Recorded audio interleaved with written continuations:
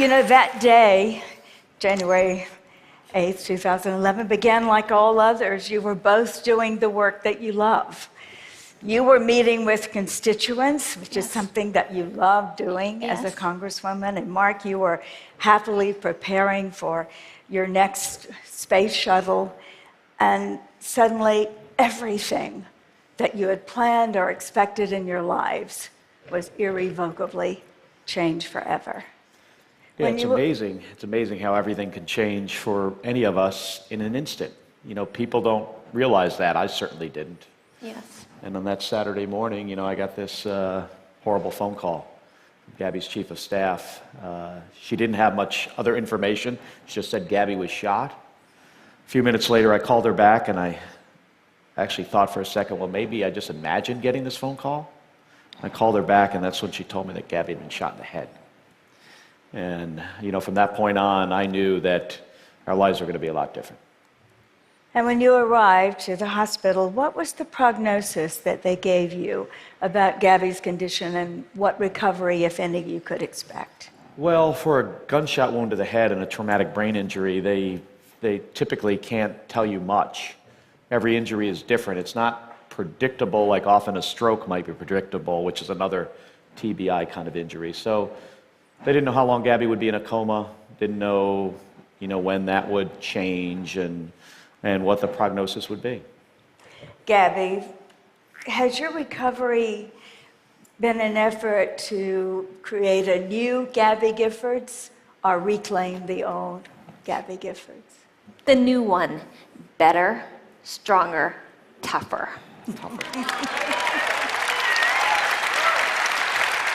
I have to say, you know, when you look at the picture behind us, to come back from that kind of injury and come back strong and stronger than ever is a really tough thing to do. I don't know anybody that's as tough as my wonderful wife right here. And what were the first signs that recovery was not only going to be possible, but you were going to have some semblance of the life that you and Gabby had planned? Well, the first thing for me was, you know, Gabby was still kind of almost unconscious, but she did something when she was in the ICU hospital bed that she used to do when we might be out to dinner at a restaurant, and that she pulled my ring off and she flipped it from one finger to the next. And at that point, I knew that she was still in there. And there were certain words, too. Didn't she surprise you with words in the beginning? Well, it was tough in the beginning. What? Chicken, chicken, chicken. Yeah, that was it. For the first, month. That was Chicken. the extent of Gabby's vocabulary. For some reason, she has aphasia, which is this difficulty with communication. She latched onto the word chicken, which isn't the best, but certainly is not the worst. I mean, we were actually worried it could have been a lot worse than that. Gabby, what's been the toughest challenge for you during this recovery? Talking really hard. Really. Yeah, with aphasia, Gabby knows what she wants to say, she just can't get it out. Yes. Understands everything, but the communication is just very difficult because, you know, when you look at the picture, the part of your brain where those communication centers are on the left side of your head, which is where the bullet passed through. So you have to do a very dangerous thing, speak for your wife. I do. That might be some of the most dangerous things I've ever done. Gabby, are you optimistic about your continuing recovery, walking, talking, being able to move your arm and leg? I'm optimistic. It will be a long, hard haul, but I'm optimistic. That seems to be the number one characteristic of Gabby Giffords, wouldn't you say? Gabby's always been really optimistic. She works incredibly hard every day. Oh, the treadmill, walked on my treadmill, Spanish Lexus, French horn. It's only my wife who could be, and if you knew her before she was injured, you could kind of understand this, somebody who could be injured and have such a hard time communicating and meets with a speech therapist, and then about a month ago she says, I want to learn Spanish. Again. Well, you know, let's take a little closer look at the wife, and this was even before you met Gabby Giffords, and she's on a motor scooter there, but it's my understanding that's a very tame image of what Gabby Giffords was like growing up. Yeah, Definitely. she used to race motorcycles. So that's a scooter, but she had a BMW, well, she still has a BMW Yes, motorcycle, yes. which is, Does she ride it? well, that's a Truly. challenge with not being able to move her right arm. But I think with something I know about Velcro, we might be able to get her back on the bike, Velcro her right hand up onto the handlebar. But I have a feeling we might see that picture next, Gabby. But you meet, you're already decided that you're going to dedicate your life to service. You're going into the military and eventually to become an astronaut.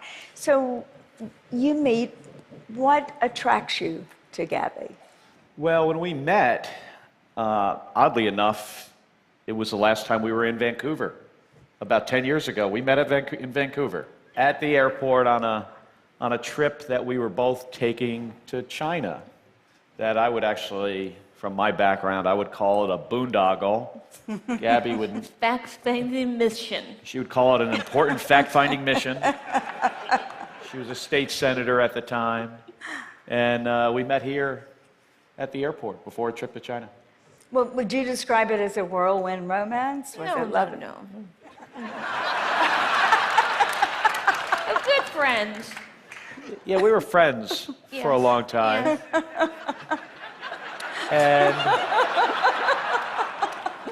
And then she invited me on about a year or so later, she invited me on a date.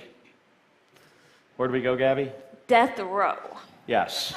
Our first date was to death row at the Florence State Prison in Arizona, which was in Gabby's, or just outside Gabby's state Senate district. She was, they were working on some legislation that had to do with crime and punishment and capital punishment in the state of Arizona, so she couldn't get anybody else to go with her. And I'm like, of course I want to go to death row.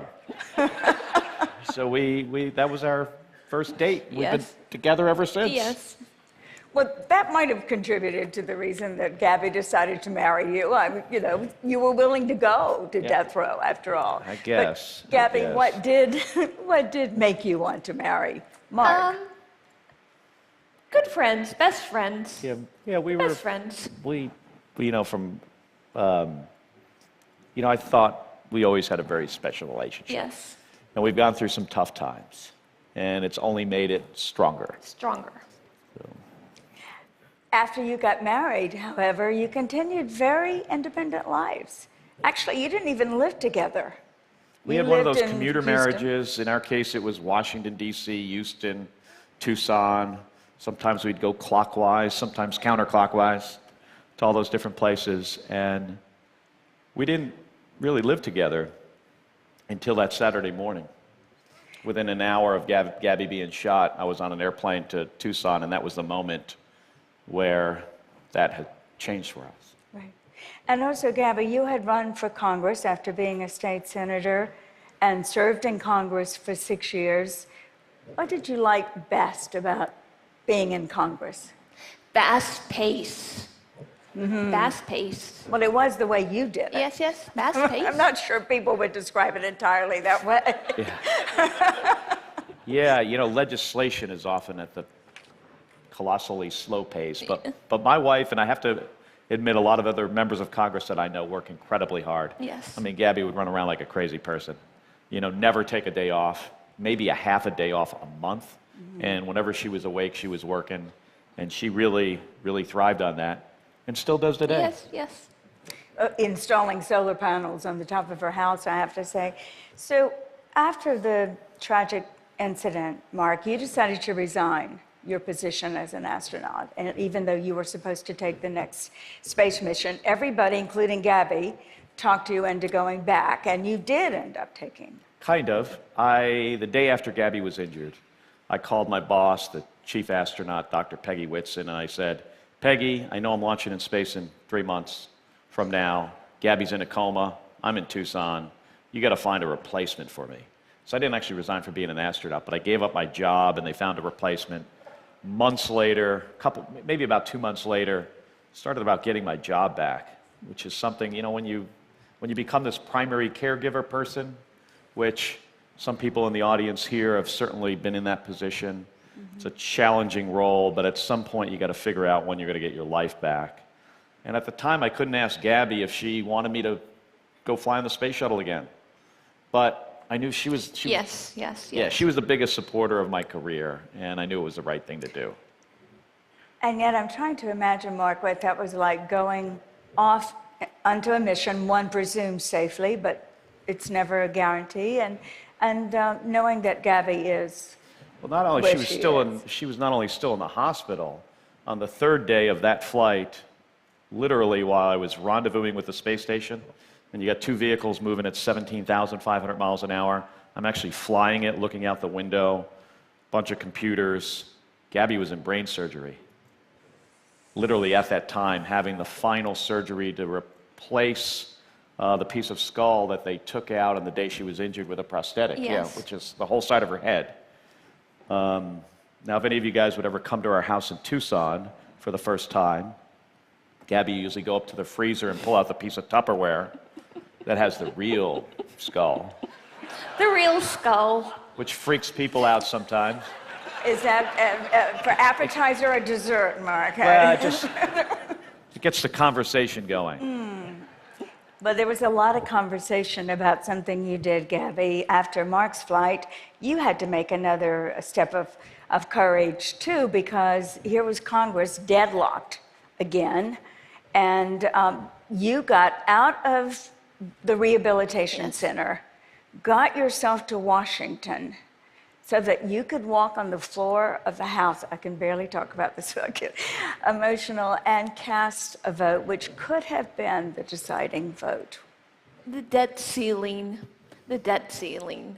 Yeah, we had that vote about 5 months after Gabby was injured, and she made this bold decision to go back. A very controversial vote, but she wanted to be there to have her voice heard one more time. Yes. And after that, resigned and began what has been a very slow and challenging recovery. What's life like day to day? Well, that's Gabby's service dog, Nelson. Nelson. New member of our family. Yes. And we got him from... prison murder. We have a lot of connections with prisons, apparently. Nelson came from a prison, raised by a murderer in Massachusetts. Really? But she did a great job with this dog, Yes. and he's a fabulous service dog. Yes. So, Gabby, what have you learned from your experiences the past few years? What have you learned from your Deeper. our relationship? Deeper. Your relationship Yes. is deeper. It has to be. You're together all the time now, right? Imagine being grateful too, right? Grateful. This is a picture of family and friends gathering, but I love these pictures because they show the Gabby and Mark relationship now. Yes. And you describe it, Gabby, over and over, as deeper Yes. on so many levels, yes? I think when something tragic happens in a family, it can pull people together. This is us watching the space shuttle fly over Tucson, Space Shuttle Endeavour, the one that I was the commander on its last flight, on its final flight on top of an airplane on a 747 on its way to LA. NASA was kind enough to have it fly over Tucson. And of course, the two of you go through these challenges of a slow and difficult recovery. And yet, Gabby, how do you maintain your optimism and positive outlook? I want to make the world a better place.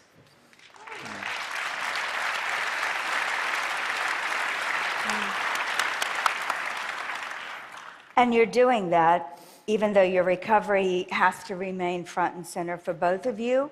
You are people who are service to your country, and you are continuing to do that with a new initiative, a new purpose. And Gabby, what's on the agenda now? American for Responsible Solutions. Yeah, that's our political action committee, where we are trying to get members of Congress to take a more serious look at gun violence in this Yes. country, and to try to, pass some reasonable legislation. Yes, yes.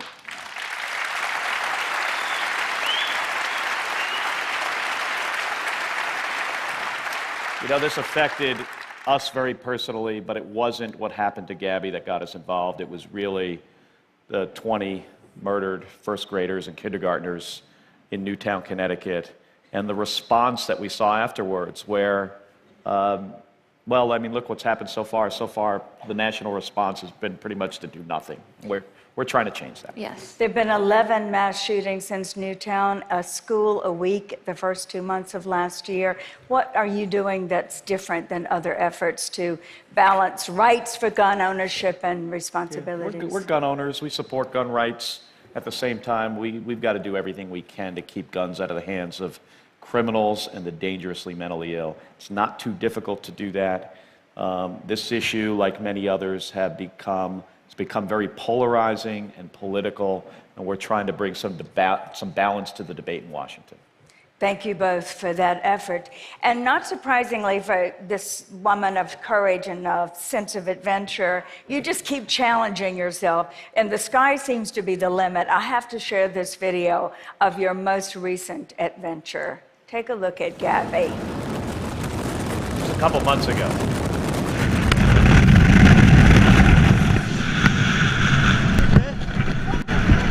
Yes, gorgeous. Nice job, you did great. Good stuff. Gorgeous. Oh, thank you. The mountains. Gorgeous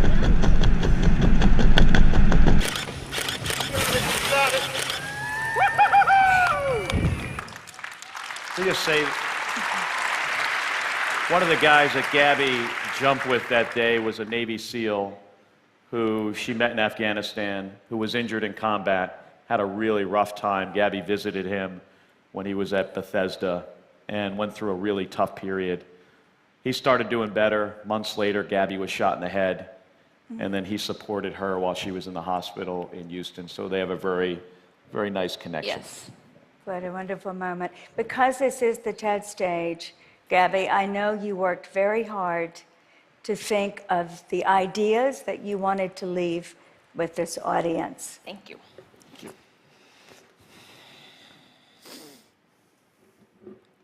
Hello, everyone.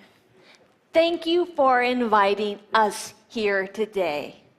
It's been a long, hard haul, but I'm getting better. I'm working hard. Lots of therapy, speech therapy, physical therapy, and yoga too. But my spirit's strong as ever. I'm still fighting to make the world a better place, and you can too. Get involved with your community.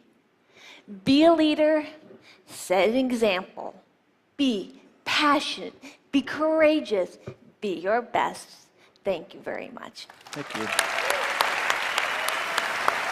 Thank you. Thank you.